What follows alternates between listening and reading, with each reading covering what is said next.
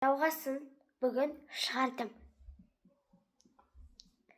Сәлем, енді әңгімені қайтадан бастайық. Менің әкем жақсы адам. Әкемнің кейбір істері мен үшін қызық. Кеше анама шай ішейік, шөлдедім де өз атан келгенше дастархан басына отырмады. Бұл жерге барсақ, автобус ең соңынан мінеді. Сонан соң бірінші болып түседі. Бізге қолын созады, үлкен адамдарды да қолынан ұстап түсіреді. Жұмысқа асығып бара жатса, тоқтап қалып көрші атамен амандасады. Маған да атаңа сәлем бер деп ескертіп қояды. Ең қызық, әкемнің осы іс-әрекеттері барлығы алғыс айтады. Неге екен? Себебі бұл әдептілік деп аталады. Өз отбасындағы осындай қызық әрекеттер туралы айтып бересіздер. Енді келесі үшінші тақырып. Осында 3 сабақ өттік. Бізде негізі бұл 4-ші сабақ. 1-ші сабағын мен жаңадан шығарамын. Енді 4-ші сабақ отбасы қажеттіліктері. Сабақта өз қажеттіліктерін анықтайсыздар. Отбасы қаржысын қайда жұмсалатынын түсінесіздер. Тірек сөздер, қажеттілік, қаржы. Осы аптада өзіңе қажет болатын заттарды анықта, топтастыр. Тамақ, оқу құралдары, басқа заттар.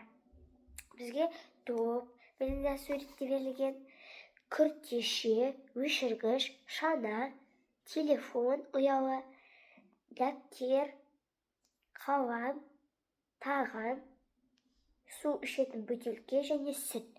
Шөлдесең, су ішесің, шаршасаң, ұйықтайсыздар. Қарның ашса, тамақтанасың. Тонсаң, жылы киімгесің. Осылардың барлығы қажеттілік.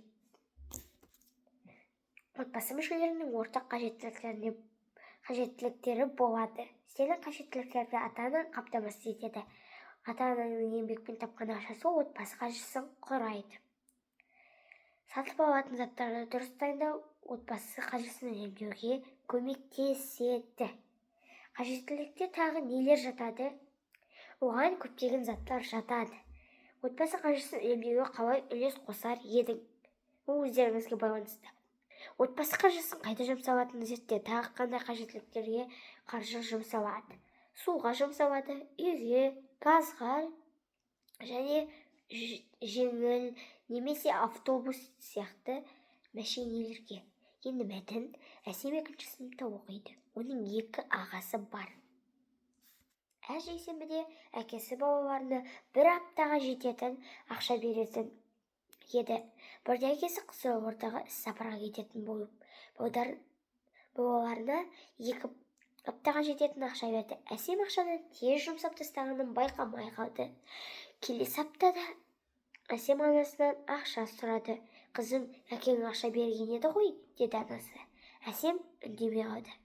Ағасы бұл сөзді естіп, анашым, ақшаны мен берейін, үнемдеп жүрген ақшам бар, деді. Анасы оған, жарайсың балам, осылай бір-біріңе қамқор болыңдар, отбасы қаржысын барлық қажеттілікке жеткізуіміз керек, сендер де оған үлес қоса аласыңдар, деді анасы. Әсем ақшаны қайда жұмсады деп ойлайсың? Әсемге қандай кеңес берер едің? Енді балалар, Әсем ақшаны қайда жұмсады деп ойлайсыз? Оны Әсем заттарға, боянатын заттарға жұмсады деп ойлайсыздар да? Тағы бір басқа заттарды алды деп ойлаймын. Әсемге қандай кеңес берер едің? Мен Әсемге ақшаны үнемдеп пайдалан деп кеңес берем. Отбасы мүшелерін сауынама алып, қажеттіліктерін анықта. Маңыздылығына қарай орналастырасыздар. Ал балалар, сіздерге берілген осындай менің 3 сабағым аяқталды. Бұлар бөлімдерден тұрды. Бұл 2-ші бөлім, ал бұның алдындағы 1-ші бөлім болып саналады. Сау болыңыздар. Сіздермен болған Дайын үй жұмысы каналы. Осы каналда көптеген 2-ші сынып және 3-ші сыныпқа арналған пәндер бойынша сабақтардың жауаптары шығады. Бұнда БЖБ да шығуы мүмкін. Жақын арада олар міндетті түрде қосылуы мүмкін.